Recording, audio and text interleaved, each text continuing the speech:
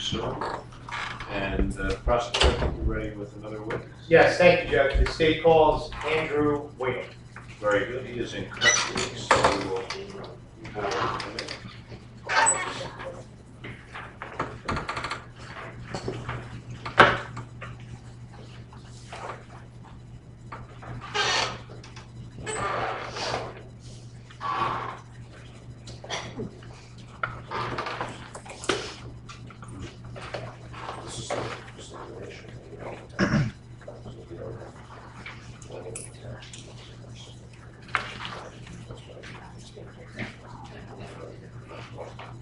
Sir, if you don't mind coming around and first I'll swear you in. Do you swear the testimony you're about to give will be the truth, the whole truth, and nothing but the truth? Yes. Could you state your name and spell your last name for the record? Andrew Wadel, W-A-D-E-L. All right, you can have a seat there and then we'll have some questions. Thank you. Good morning, sir. Morning.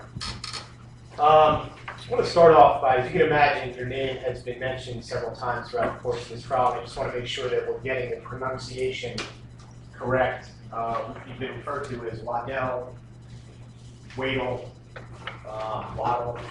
How do you pronounce it? Wadel. Wadel. Sir, how old are you? 27.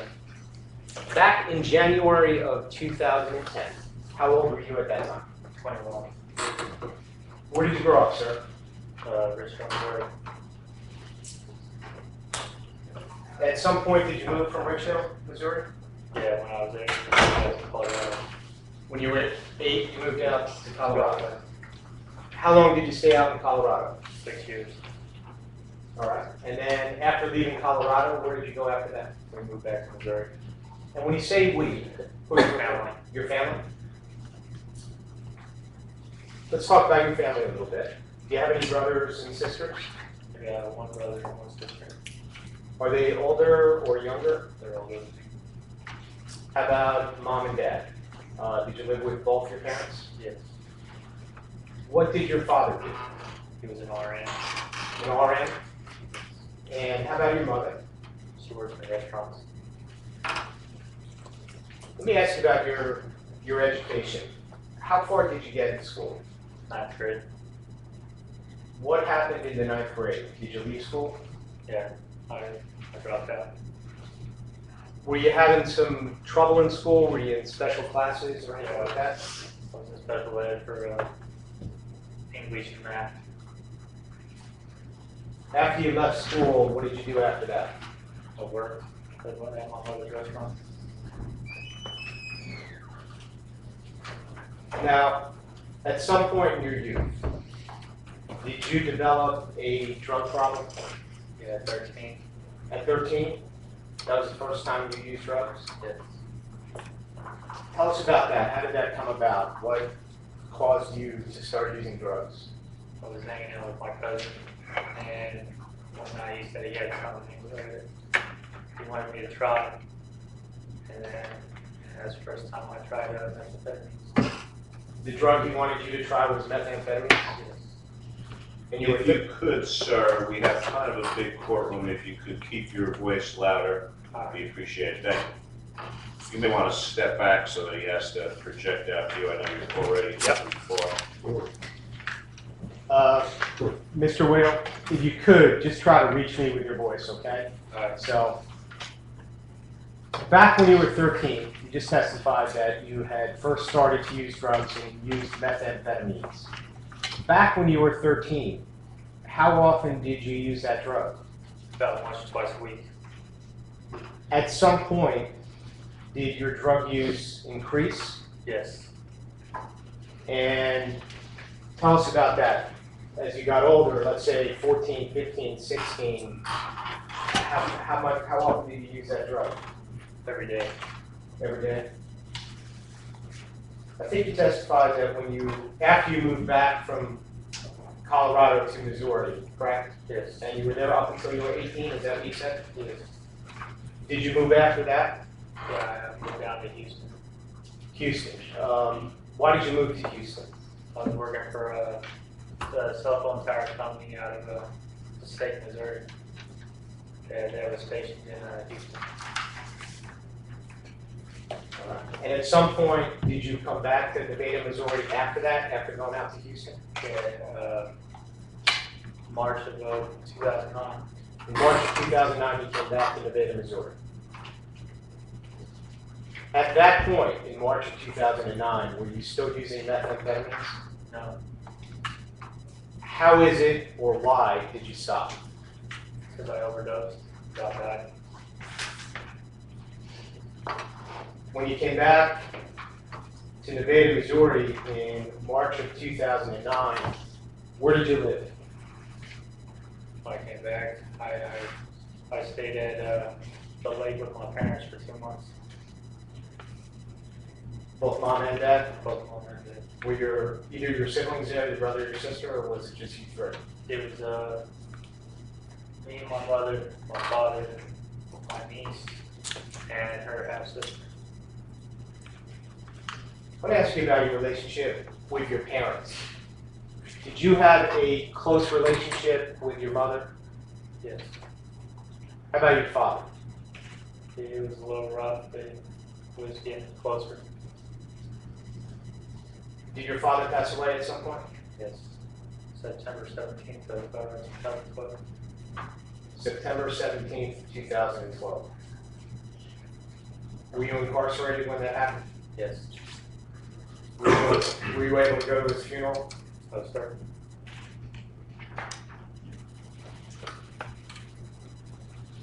You indicated when you got back to Missouri from Houston, you had stopped using methamphetamines, correct? Yes. Did you start using any other drugs? I was smoking a lot of weed, drinking. Drinking and marijuana? How often were you drinking? Was it daily? Every day. How about marijuana? Every day. At the time, were your mother and father concerned about you? Yes. Now, in March of 2009, were you 20 or 21? 21. 21. Were you able to get a job when you came back to Nevada, Missouri? Not at first. Eventually, did you get a job? Yes. And when was that?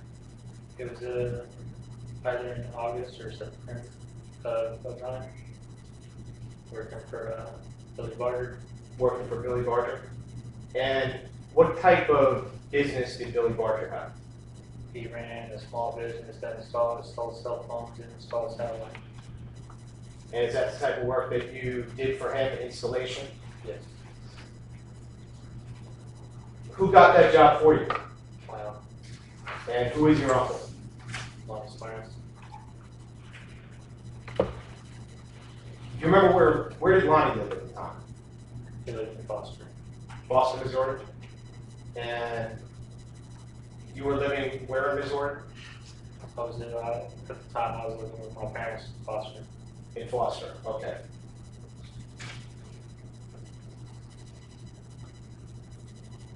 Had you ever met, I think you said you started working there in September or October, or August or September of 2009, correct?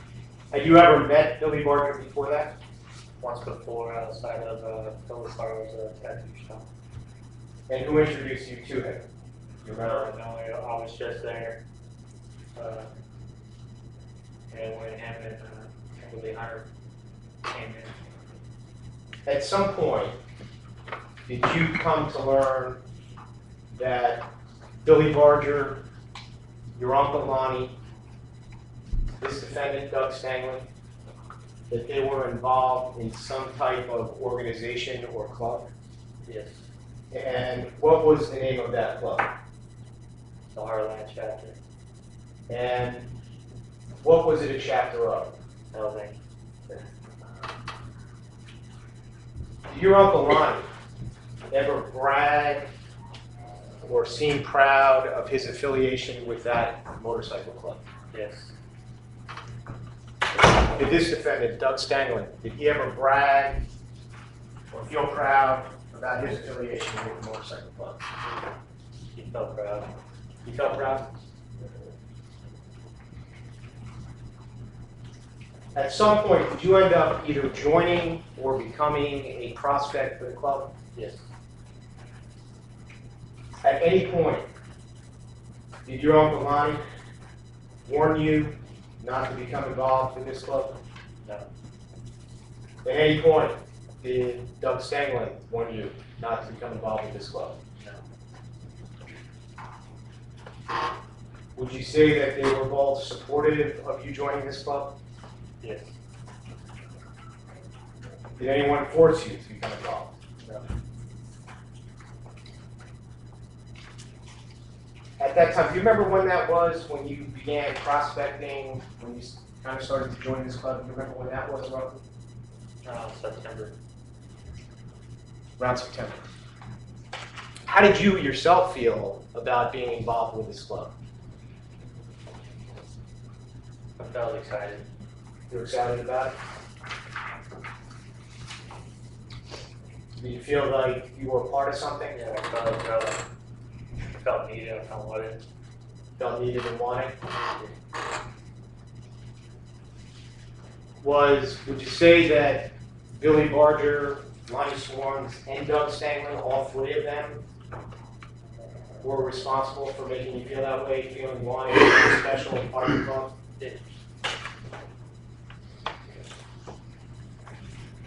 Did everyone associated with this club, did they have nicknames? Yes. Did you have a nickname? Yes. What was your nickname? Started out prospecting, they started calling me cue ball. You became Cue Ball? Yes.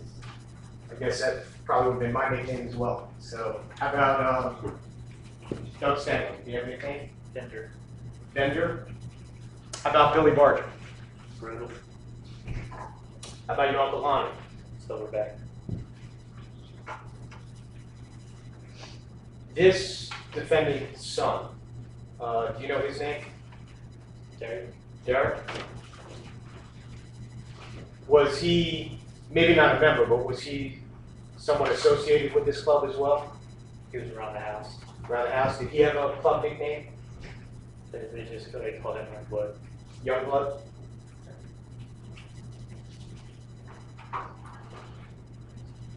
Now, your Uncle Lonnie, you said that you were 21 at the time that you joined. Was he considerably older than you? Yes. Do you recall what his age was? Yes. 46? So he was more than twice your age, correct? Yes. How about this defendant? Was he considerably older than you, Mr. Stanley? Yes. And how about Billy Barger? Was he older as well? Yes.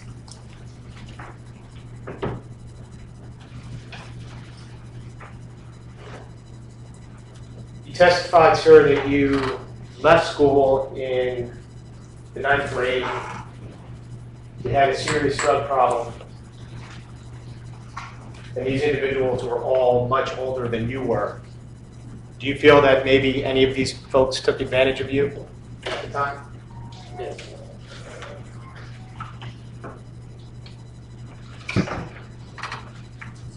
I want to bring you to November of 2009.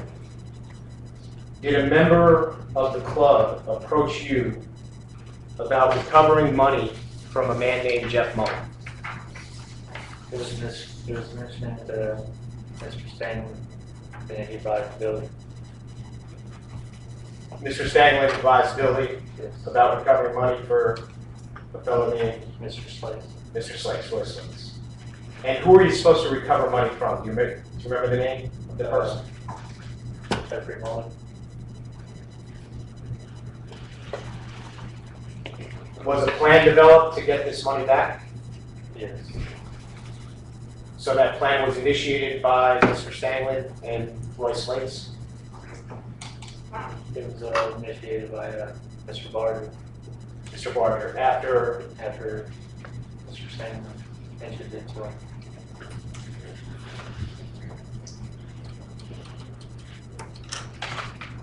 how are you going to get this money back from Jeff Mullen? Were you guys going to send a letter strongly worded, or how was that going to take place?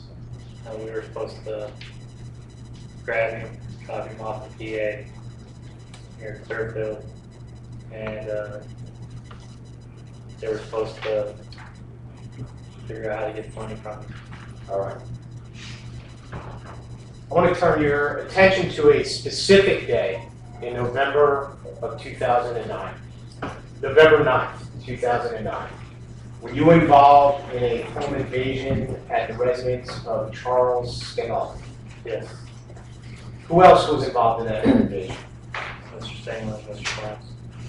Mr. Stanley and Mr. Florence? And was Mr. Barger also involved, at least in planning it? Okay. During that home invasion, were you armed with a firearm? Yes, Was Lonnie Florence armed with a firearm? yes, Was Doug Stanley armed with a firearm? yes. Did the Scammels own dogs? 2, How did you know that? from surveilling the house. Did anybody poison those dogs? Yes, I did. You did that? Let's talk about that for a moment. How did you do that? How did you poison the dogs? Deer meat, antifreeze, and blood pressure medication. Deer meat, antifreeze, and blood pressure medication? Yeah, mixed together. Now, you said that you were the one who did that, right? Yes. Was that your idea all by yourself? No. Did Billy Barger know you were going to do that? Yes. Did Lonnie Swartz know you were going to do that? Yes. This defendant right here know you were going to do that? Yes. Tell me how you went about doing it. Did the home invasion you testified took place on the 9th of November? Did you poison the dogs on the 9th, or was it sometime earlier? The night before. Was the night before? Was the purpose of you going out to the residence the night before solely to poison the dogs? Yes. Who went with you? Mr. Stangeland. This defendant? Yes. What did you do with the meat? How was it that you got these dogs to eat this meat that was combined with blood pressure medication and antifreeze? I dumped it next to a bush. in Next the to the house. bush? And was that the plan? Yes. To place it where the dogs could find it easily.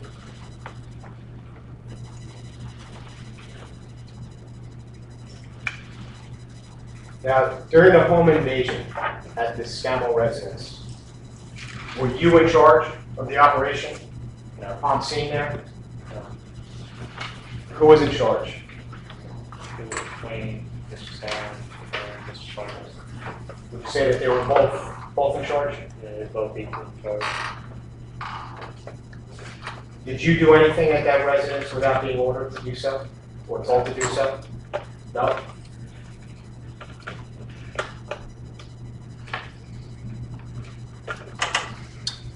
During the home invasion, was anyone injured? Yeah, Mr. Stangeland. What happened to Mr. Scammell? He was shot Did you yourself see that? elsewhere.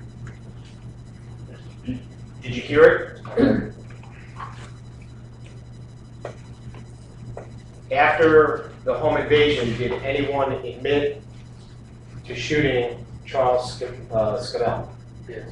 Who admitted to it? Mr. Stangeland.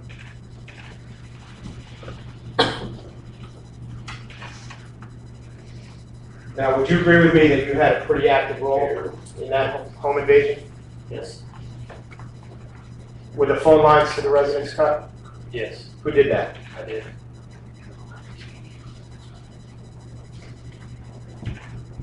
And again, did you do anything on your own without being ordered to do so? No.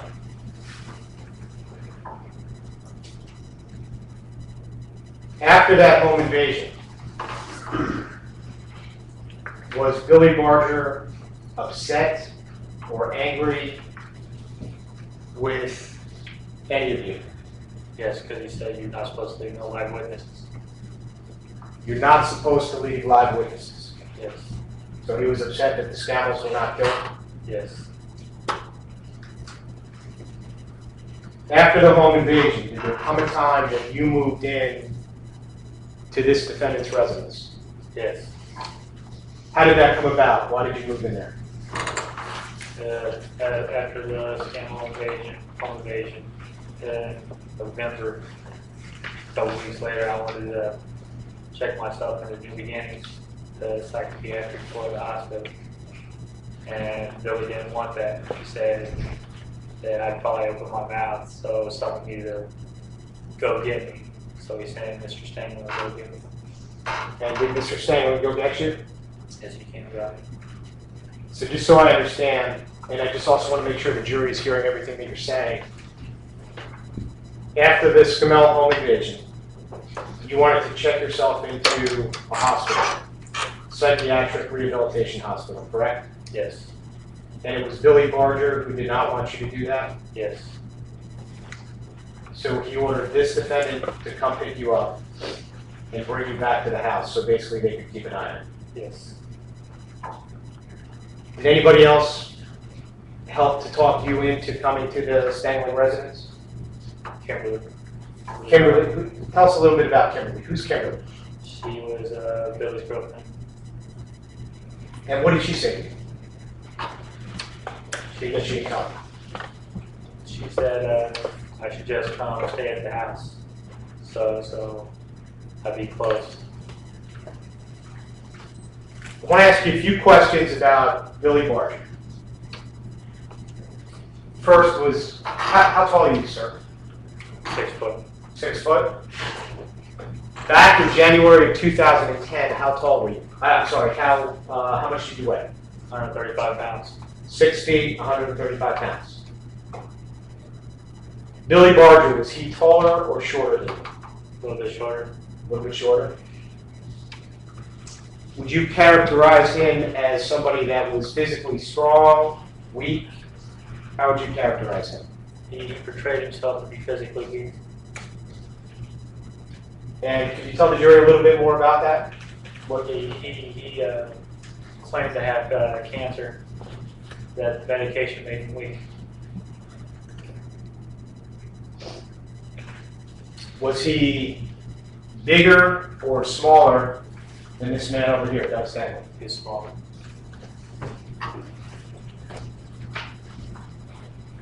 Inside the house, Doug Stangeland's house, when you moved in there, who all lived there? It was me, Mr. Stangeland, Kim, Billy, Kimberly's daughter, and well, 2 daughters and her son.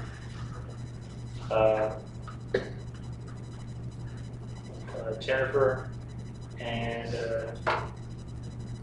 Doug's son, Terry. Did this defendant, Doug Stangeland, did he carry a gun inside his home at all times? Yes. Did you say yes? Did Lonnie Swarns, when he was over at the house, did he carry a gun inside the house? Yes. Did Billy Barger carry a gun inside the house? Yes.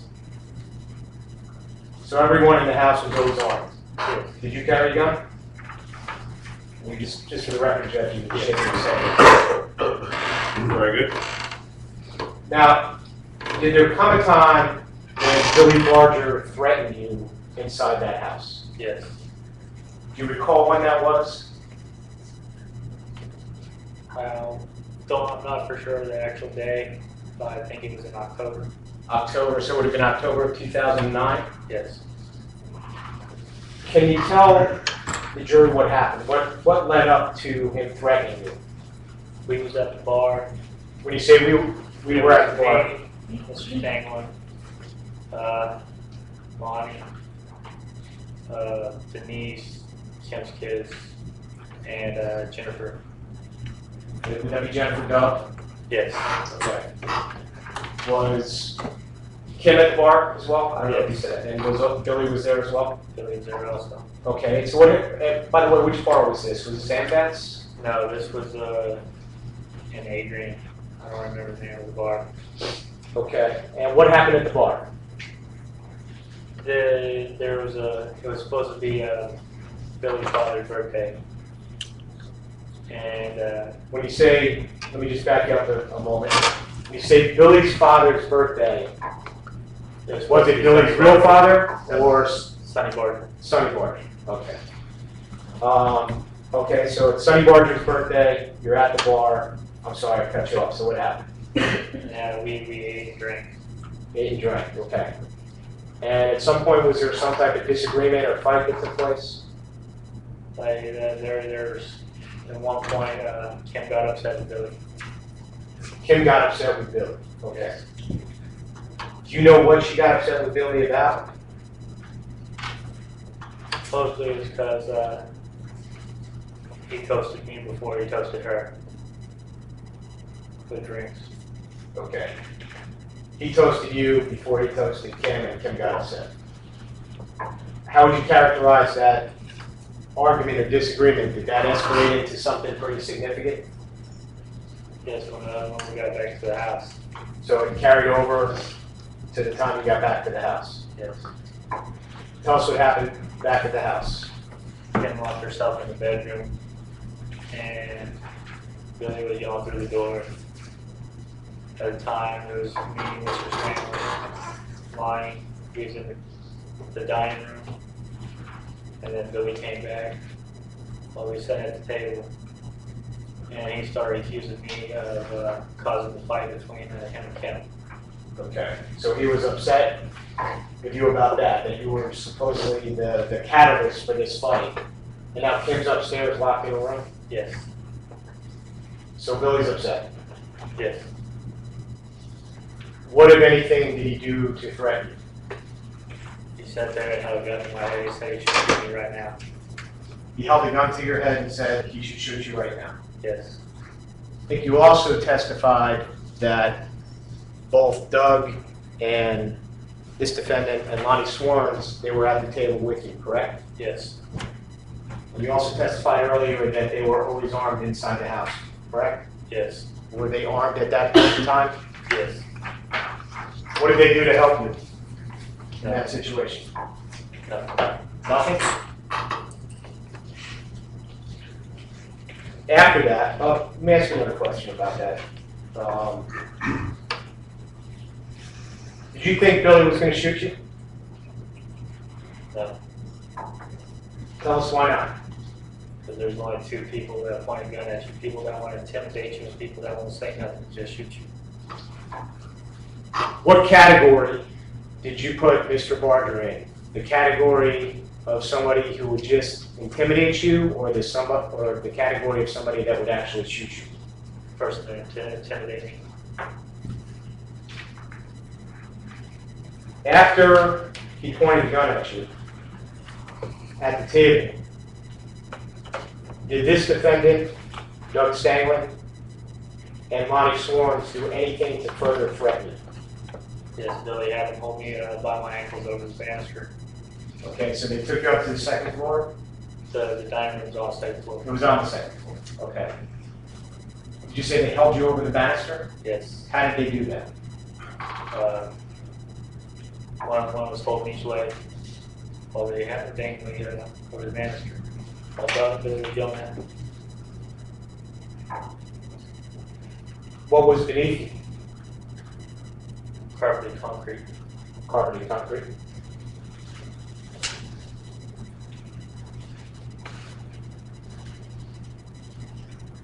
Now, after the Scammell home invasion, did this defendant come to New Jersey in December of 2009? Yes. Who did he go out there with? Me. And how many attempts were there to actually kidnap Jeff Muller? First time, me and Mr. Stangeland, we only made it to PA. We never made it into New Jersey. And And was the second time on January 8th of 2010? no. Mr. Stangeland and me couldn't get a rental car, which made Billy mad. Okay, so we're talking about back in December of 2009. Okay. So he said him and he was going to go rent one to meet him halfway back. We met him back in Ohio. And I'm not sure I caught all of that, so I just want to go back over it if it's okay. All right. So sometime in December of 2009, you and Doug Stangeland came out with the purpose of kidnapping Jeff Muller, but you only made it to Pennsylvania, correct? Yes, In Pennsylvania, something happened which made it a problem to continue with the mission. Is that accurate? yes.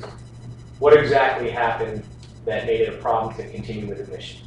We wasn't able to get a rental car. And why not? What was the problem in getting a rental car? Do you remember? Didn't have a credit card. Didn't have a credit card.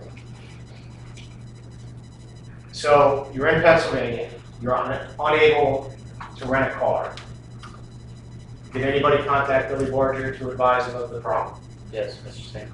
Stangeland. By the way, who was in charge of this mission in December to kidnap Jeff Muller? Mr. Stangeland. All right. If you know, and I'm only asking if you know firsthand knowledge, how did Billy Barger react when he realized he couldn't get a rental car in Pennsylvania? Was he pleased? Yeah, he wasn't happy. Wasn't happy. So how did you guys rectify this problem? What happened next? Billy said to head back that he would get a rental car, meet us halfway. All right. And did you guys? So Billy got a rental car. He was going to meet you halfway. Did you do that? Yes, Where did you guys meet? Ohio. You're with this defendant, Doug, correct? Yeah, Mr. Stangeland. And did Billy Barger come out with anyone? Yes, my uncle, Lonnie. Lonnie? And what happened in Columbus? And then we stopped at a restaurant. And then when we left, Mr. Stangeland and Mr. Clarence got in a rental car, headed back towards New Jersey. And me and Billy took Mr. Stangeland's car back to Missouri. So you went back to Missouri with Billy, Yes, and then Lonnie and Doug continued on with the mission. yes. Do you know if they made it to New Jersey, actually made it to the state of New Jersey, looking for Jeff Muller? Yes, they said they made it into New Jersey. And was that first attempt to kidnap Jeff Muller, was that ultimately successful, or did it fail? It failed.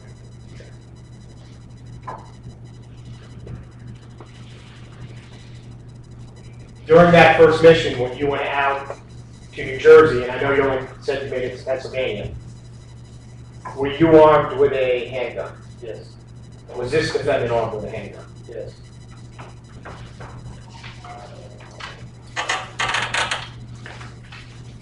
I want to turn your attention to January of 2010. Was there a second attempt to kidnap Jeff Muller at that time? Yes, Who came to New Jersey on this second kidnapping mission? me and my uncle, Lonnie's friends, and Mr. Stangeland. Now, before we get into what actually happened, I have a few questions that I want to ask you. How much money did you personally believe that you were going to receive for recovering this money for Roy Slates? How much money did you personally think that you would get? Roughly around $360,000. $360,000? How about Lonnie Swarms? How much did he think that he was going to get? Same amount. $360,000? How about this defendant? How much was he going to get personally? Same amount.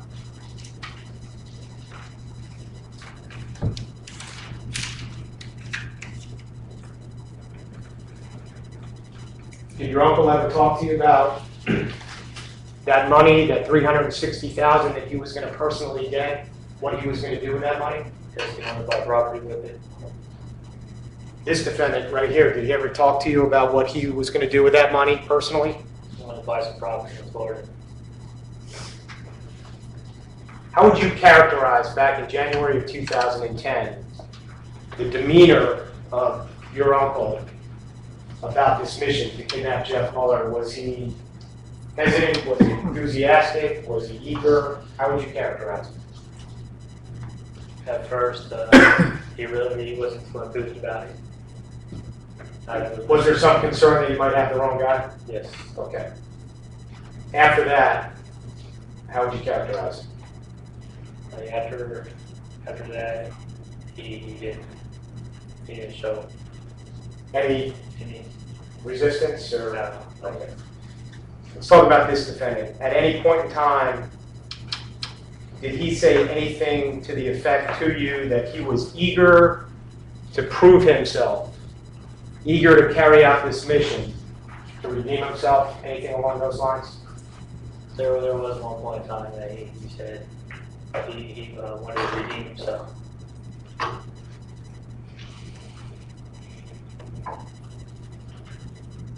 From the failure of the first mission.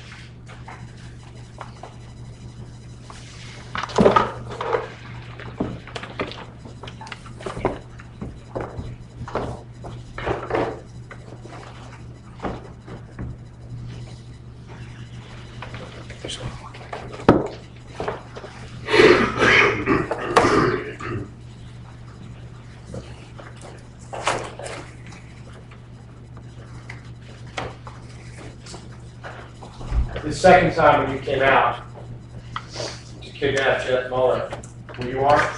Yes. Was this defendant armed? Yes. Was Lonnie Swords armed? Yes. Did anybody possess a stun gun? I did. You did?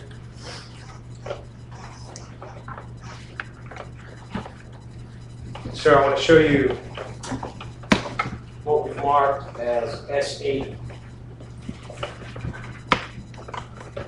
Recognize this firearm? Yes, that was mine. That was yours?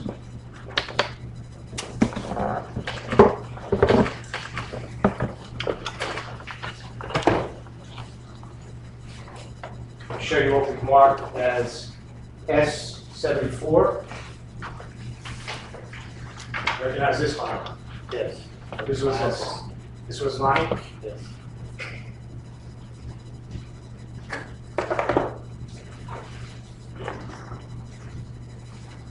How about this firearm? That was Mr. Stangeland's. This defendant? Yes. Have a number? Oh, yeah, I'm sorry. It is S81.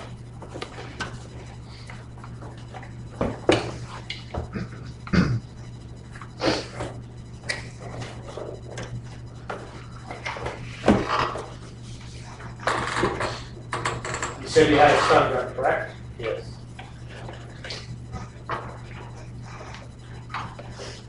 Does this appear to be the stun gun? Yes. That's S82.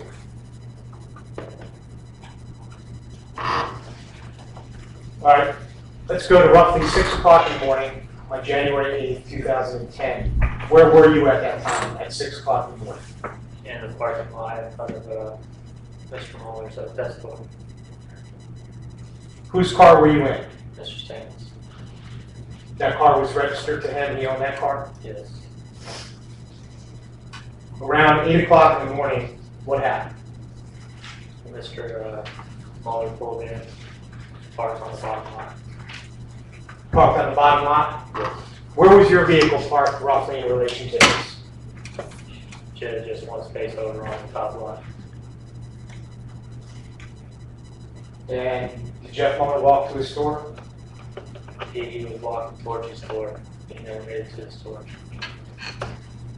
Did one of you exit the vehicle? My uncle. Lonnie, he was the first person to exit? Yes. Then I was behind. You were behind him? Yes. What happened when Lonnie approached him? Do you recall? He said that to get in the car that we needed top range. And Mr. Muller said he wouldn't get in the car with anyone he didn't know. And what happened next? My uncle said he would get in the car, we'll make you get in the car. And did the struggle ensue? Yes. And what did you do at this point? And then as my uncle was wrestling, this line was wrestling with me, I tased him. Tased him, okay. With the stun gun that I had just shown you? Yes. Where did you hit the victim with that stun gun? First in the back, then in the back to back. Is that stun gun, does it make a noise when you activate it? Yes.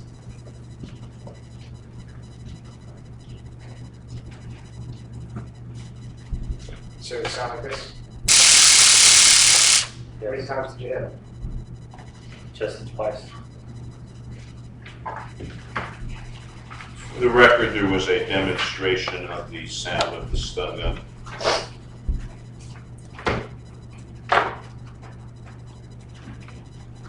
Now, as best you can recall, you remember this defendant striking the victim in the parking lot.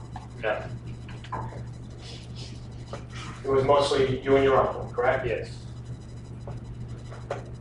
Did Mr. Stangeland get out of the car or attempt to get out of the car? When he was getting ready to put him in the car. Now, did everybody there, you, Lonnie, Doug Stangeland, did you all know that force would be used against Jeff Muller if you resisted? Yes. Did you know that he would be hit with that stun gun right there? Yes. Everybody? Yes. And everybody had a gun, correct? Yes. These guns, did they work? Were they all operable? Yes. Were they loaded? Yes.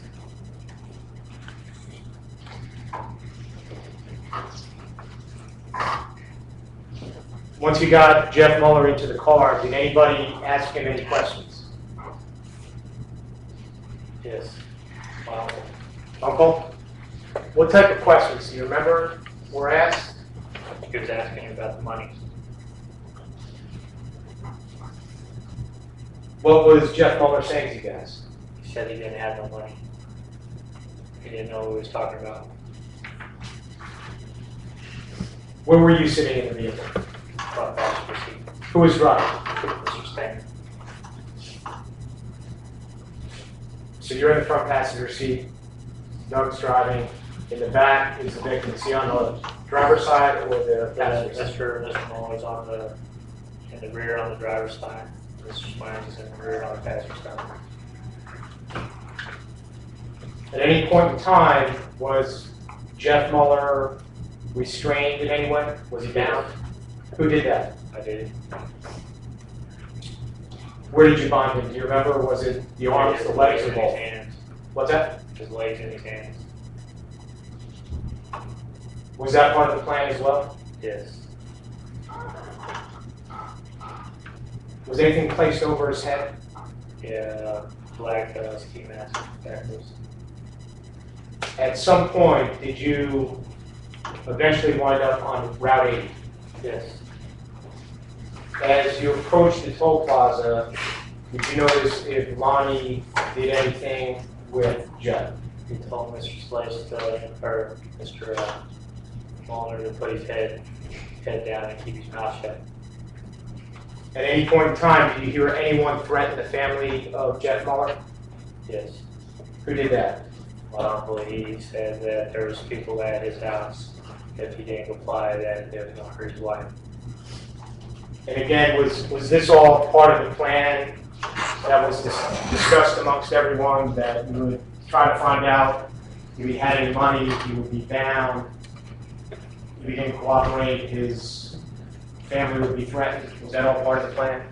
The being bound and asking about the money was, but my uncle improvised with saying that there's people at his house. Gotcha. Where were you initially supposed to take the victim, Jeff?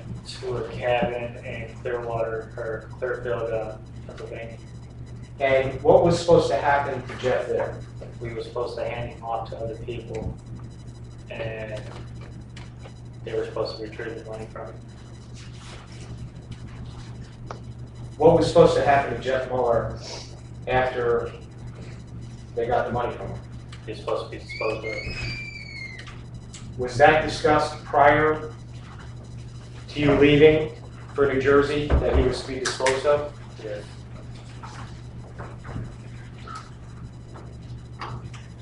Was that discussed amongst all of you? Yes.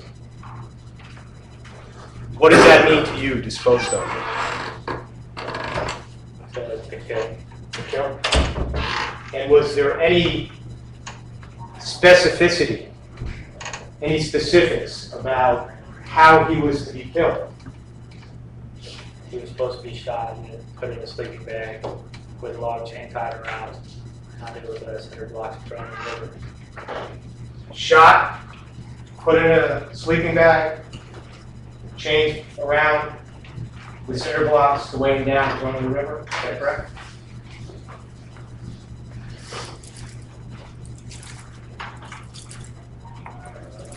At any point in time, did you realize that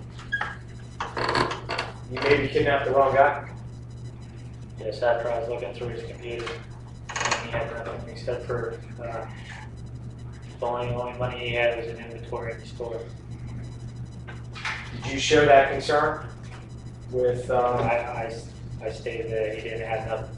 That the only thing he has is inventory.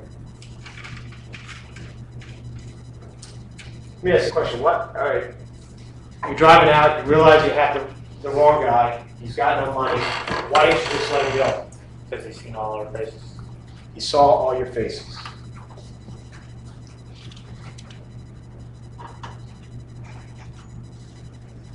Did anybody meet you in Clearfield, Pennsylvania? No. And what was the order after that? Was it to bring him back to Keep Missouri? driving. To keep driving? And ultimately, were you bringing him back to Billy Martin? Like, throughout the trip, there were supposed to be different stops, but every time we get near there, Mr. Barker would say there was no one there to keep coming back. Okay. And eventually, where was the ultimate destination? Where did you believe that you were ultimately going to take him? All the way back to Missouri. Back to, Mr. Stangeland.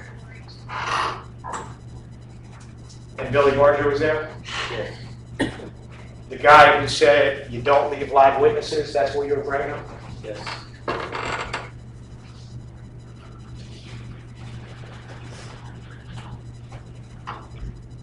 Now I want to bring your attention to the last stop. By the way, how many, you obviously had to stop for gas during this trip. How many gas stops did you say you made? Roughly 3 or 4. I want to talk about the last gas stop. Do you recall where you were when you made that last gas stop? Kingdom City. What state was that in? Missouri.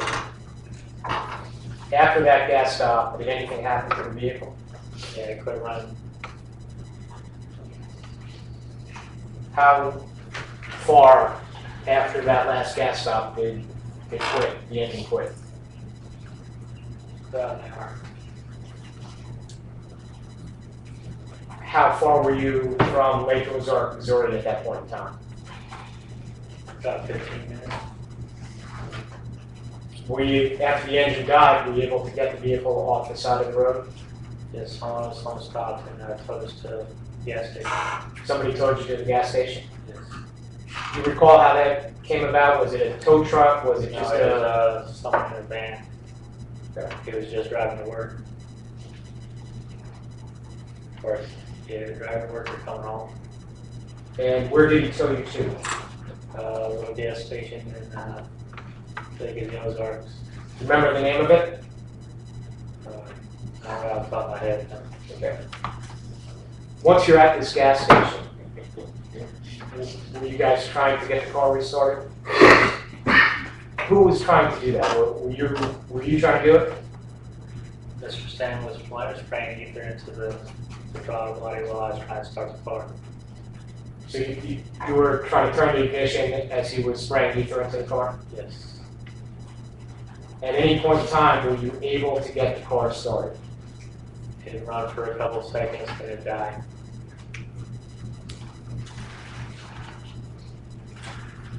Did anybody contact Mr. Barger to let him know of your situation? Yes, now. Your money did that? Yes. What was the temperature like that morning? Freezing?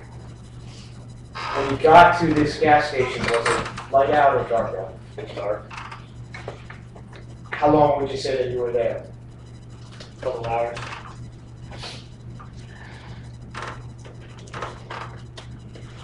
At some point, was Jeff Mueller able to break out of the car, break free of the car? Yes. Tell us about that. How did that happen? I went inside, my uncle was inside the gas station, I went inside to use the restroom. And Mr. Stangeland was in the car. And next thing I see, look out the window, and Mr. Mueller running across the parking lot. Mr. Mueller was running across the parking lot. Yes. Were you guys able to get him back to the car? We got it back over by the car. Who did that? My uncle and Mr. Stanley. Okay.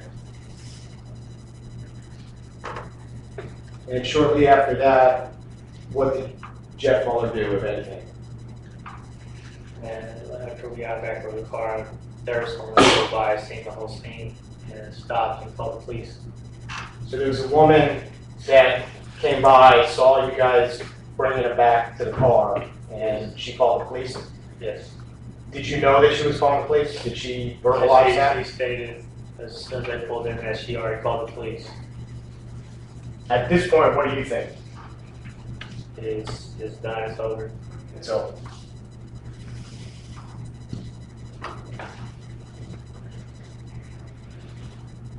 Was Jeff able to make it into this store? Jeff Mueller? Yes.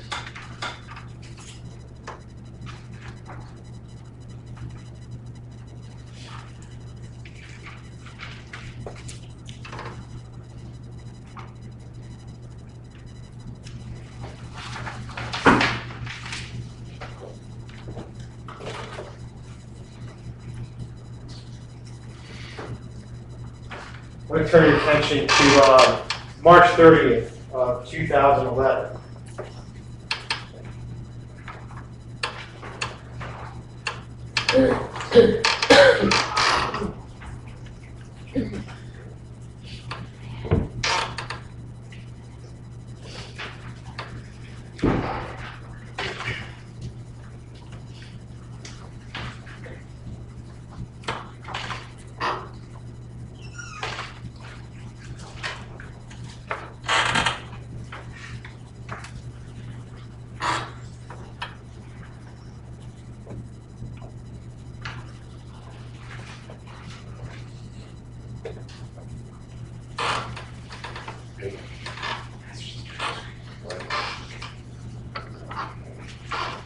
Sir, we pre-marked this as S237, and I'd ask you to take a look at that. You recognize that document? Yes, my plate agreement. That's your plea agreement? Yes. So on March 30th, 2011, you pled guilty, correct? Yes. What charges did you plead guilty to? First degree kidnapping, second degree conspiracy to kidnapping, second degree unlawful possession of a firearm, and fourth degree unlawful possession of a weapon / stun gun. And were you sentenced? Yes. What sentence did you receive? 18 years. 18 with an 85. Now, you said 18 with an 85, that means you have to serve Yeah, 85%. your time. Okay. Were you also charged out in Missouri in connection with that home invasion? Yes. Did you plead guilty out there? I pled guilty out there. And what sentence did you receive out there? 18 years.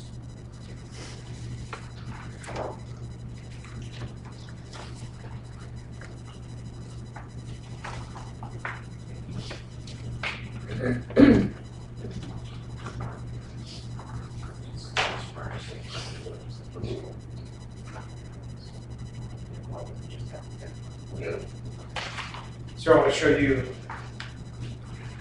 two documents we've pre-marked as S239 and S240.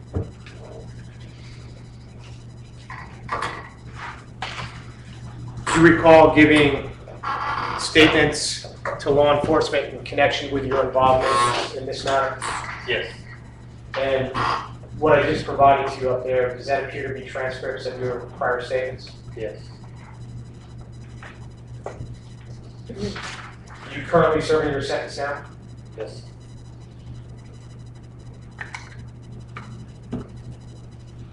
Now, sir, you don't really want to be here today, is that correct? No. And are you here because you were basically compelled by us via subpoena? Yes. Why don't you want to be here today? Because I just wanted to do my time in case.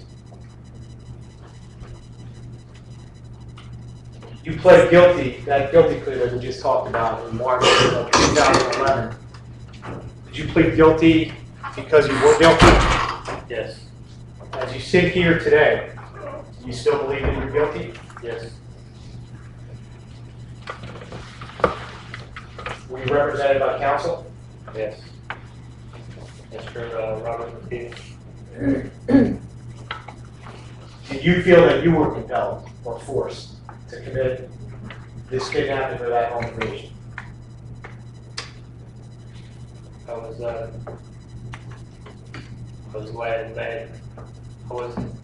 I didn't try to stop it.